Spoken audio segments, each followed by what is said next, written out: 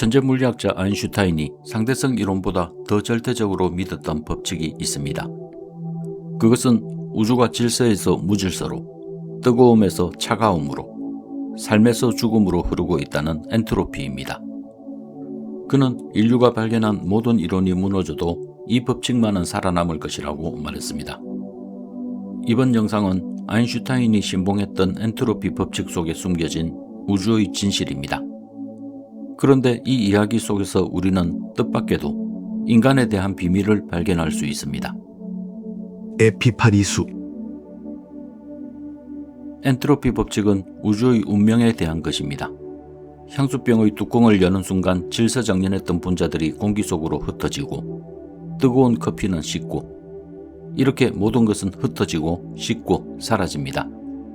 우주가 굳이 무질서한 방향으로 흐르는 이유는 질서 유지에는 에너지가 필요하기 때문입니다. 하지만 무질서는 에너지 투입이 필요 없는 자연 그대로의 상태입니다. 우주는 바로 이 극단의 무질서를 향해 지금도 그저 무심하게 흐르고 있습니다. 이대로 가면 언젠가 우주는 모든 온도와 에너지가 완전히 똑같아져서 아무런 일도 일어나지 않는 완벽한 무질서의 상태가 될 것입니다. 그런데 참 이상합니다. 모든 것이 무질서로 향하는 이 거대한 내리막길에 생명체가 존재합니다. 생명체는 흙과 공기 중에 흩어져 있던 원소들을 끌어모아 복잡한 DNA와 정교한 장기들을 만들어내며 고도의 질서를 구축합니다. 이건 분명히 우주의 섭리에 반하는 것처럼 보입니다. 대체 생명체는 왜 우주의 절대 법칙인 엔트로피를 거스르며 이토록 치밀한 질서를 만드는 걸까요? 우주는 왜 이런 반역자들을 가만히 보고만 있는 걸까요? 놀랍게도 최신 물리학은 생명은 엔트로피의 반역자가 아니고 엔트로피의 가장 충실한 수행자라고 말을 합니다. 2020년 MIT 물리학자 제레미 잉글랜드는 생명체의 탄생과 죽음의 이면에 생물학적 이유보다 더 깊은 우주적 이유가 있다는 충격적 주장을 하였습니다. 그는 생명체가 오히려 엔트로피를 더 빠르고 효율적으로 증가시키는 매우 특별한 장치라고 말했습니다. 이전에 그는 특정한 화학물질들이 섞인 통에 지속적으로 빛을 비추는 실험을 한 적이 있습니다. 결과는 매우 놀라웠죠. 실험에서 분자들은 그냥 뜨거워지지 않고 스스로 질서 있는 구조를 만들었습니다. 그 구조는 회전하는 고리 형태 혹은 육각결정 구조로, 이런 구조들은 에너지를 매우 효율적으로 흡수하고 분산하는 구조라 할 수 있습니다.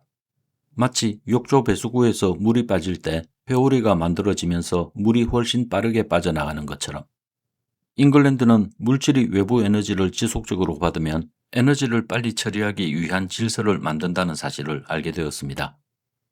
그리고 만약 탄소 원자 한 무더기에 빛을 충분히 오랫동안 쬐어주면 이론적으로 그것이 식물과 같은 복잡한 구조로 발전할 수도 있다고 생각했죠.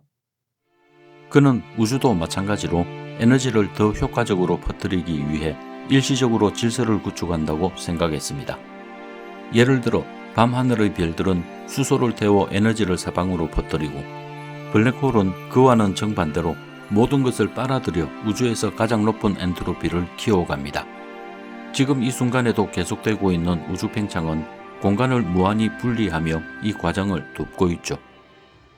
그의 눈에 비친 우주의 모든 아름다운 구조들은 결국 에너지를 퍼뜨려 엔트로피를 최대화하기 위한 도구였습니다.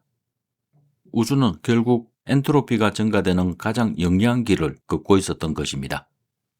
잉글랜드의 눈에 비친 생명체도 우리가 알던 모습과 완전히 달랐습니다. 생명체 역시 우주가 스스로 엔트로피를 효율적으로 높이기 위해 선택한 도구입니다. 언뜻 보기에 생명체는 DNA와 같은 질서정연한 구조를 만들어내어 엔트로피 증가에 역행하는 것으로 보이지만 이것은 착각일 수 있습니다. 우리가 밥을 먹고 숨을 쉬고 생각을 하는 모든 과정은 한마디로 그냥 내버려 두면 천천히 식어갈 에너지를 가져와서 우주가 원하는 방식으로 엔트로피를 폭발적으로 퍼뜨리는 과정입니다. 마치 에어컨이 실내를 차갑게 하지만 바깥으로 더 많은 열을 내뿜어 외부 엔트로피를 증가시키는 것과 같죠. 실제 우리 인간의 몸은 단위 부피당 태양보다 최소 30배 더 많은 에너지를 주변으로 쏟아내고 있다고 합니다. 놀랍지 않나요? 우리는 우주에서 가장 뜨겁게 엔트로피를 증가시키는 존재인 것입니다. 그렇다면 우리는 영원히 살면서 엔트로피를 내뿜으면 안 될까요? 아인슈타인은 왜 우리는 삶에서 죽음으로 흐른다고 말한 걸까요? 엔트로피의 흐름은 단순하지가 않고 오히려 매우 치밀합니다. 우주는 엔트로피를 극대화하기 위해 죽음이라는 매우 잔인하지만 효율적인 알고리즘을 가동합니다. 예를 들어 모든 생명체는 시간이 흐를수록 생체 시스템 내에 무질서가 쌓이고 손상된 조직이나 유전자를 완벽하게 복구하는 것이 점점 힘들어집니다. 이를 노화라고 하죠. 하지만 우주는 당신이 오래 사는 것에 관심이 없습니다. 우리는 그저 에너지를 태워 엔트로피를 증가시키는 기계일 뿐이니까요.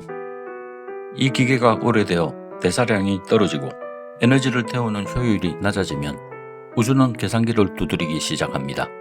이 낡은 기계를 수리할 것인가, 아니면 폐기하고 더 성능 좋은 새 기계를 들여놓을 것인가.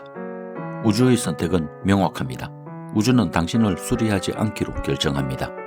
죽음은 마치 10년, 20년 된 자동차를 여전히 탈 수 있지만 새 자동차로 바꾸는 것과 같습니다. 이 과정에서 진화를 통해 성능이 업그레이드된 후손을 앉힐 수가 있습니다. 이것이 우리가 죽는 진짜 이유일 수 있습니다. 하지만 진화의 과정에서 여성에게는 폐경을 하도록 하여 직접 아이를 낳지 않는 대신 좀 더 오랫동안 후손을 돌보는 역할을 맡기기도 합니다. 생물학에서 이것은 할머니 가설로 불리며 여성의 평균 수명이 남성보다 길어지는 현상과도 연결됩니다. 인간의 모든 생애 주기는 어쩌면 철저히 우주의 계획 아래 있는지도 모릅니다. 죽음은 개인의 입장에서 매우 아쉽지만 자연의 입장에서는 어쩌면 혁신일 수도 있습니다. 저는 약간 소름이 돋습니다. 여러분은 어떻습니까? 우리에게 삶의 의미는 무엇일까요? 천문학자 칼 세이건은 잉글랜드와는 다른 관점에서 인간 존재의 우주적 의미를 부여하며 당신을 위로합니다. 우주는 138억 년 동안 존재했지만 대부분의 시간 동안 자기 자신을 알지 못했습니다. 별은 빛났지만 자신이 빛났다는 사실을 알지 못했고, 블랙홀은 모든 것을 집어삼키지만 자신이 무엇을 삼켰는지 모릅니다. 하지만 인간은 다르다고 말합니다. 어느 순간 인간은 우주를 감상하기 시작했습니다. 어쩌면 우주는 지금 인간이라는 눈을 통해 자기 자신을 바라보고 있을지도 모릅니다. 놀랍게도 현대과학은 칼 세이건의 말이 과학적 사실일 가능성을 말해주고 있습니다.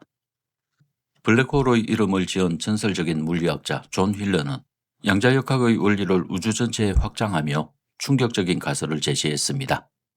우주도 결국 의식이 있는 존재가 바라볼 때 비로소 현실이 된다. 거대한 우주 역시 누군가 바라봐 주기 전까지는 그저 확률의 구름에 불과했다는 것입니다. 이건 게임 화면에서 내가 바라보는 부분만 모니터에 나타나는 것과 같습니다. 아직 보지 않은 영역은 프로그램 코드 속에서 가능성으로만 존재할 뿐이라는 것입니다. 그렇다면 우리가 살아가는 순간순간 역시 잠시 나타났다가 사라지는 것이 아니라 우주의 기록이 될 수 있습니다. 우리는 시간이 흐르면 과거가 사라진다고 믿지만 우주의 관점에서는 다릅니다. 양자역학에 따르면 자연에서 일어나는 모든 과정은 정보로 기억되며 사라지지 않는다고 합니다. 우리가 컴퓨터를 사용할 때 어떤 프로그램을 열었는지, 어떤 파일을 수정했는지, 어떤 명령을 실행했는지가 로그 파일에 기록되는 것처럼 말입니다. 138억 년 전 빅뱅의 흔적이 지금도 우주 배경 복사로 남아있듯이 우주는 당신의 삶의 모든 흔적들을 기억하고 있을지도 모릅니다. 우리는 우주라는 거대한 바다 위에 잠시 솟구쳤다가 사라지는 파도와 같지만 파도는 바다와 분리된 존재가 아니라 바다가 움직이는 방식 중 하나입니다. 이건 한 사람의 감성적 위로가 아니라 현대과학이 말하는 사실입니다. 당신은 어떤 특별한 로그 기록을 남기고 싶으신가요? 우주가 원하는 건 여전히 단 하나, 엔트로피 증가입니다. 우주는 우리 개개인의 슬픔이나 기쁨에는 무관심한 채 그저 무심하게 무질서를 향해 가는 것처럼 보입니다. 하지만 우주는 로그 파일에 당신을 기억하고 있을지 모릅니다.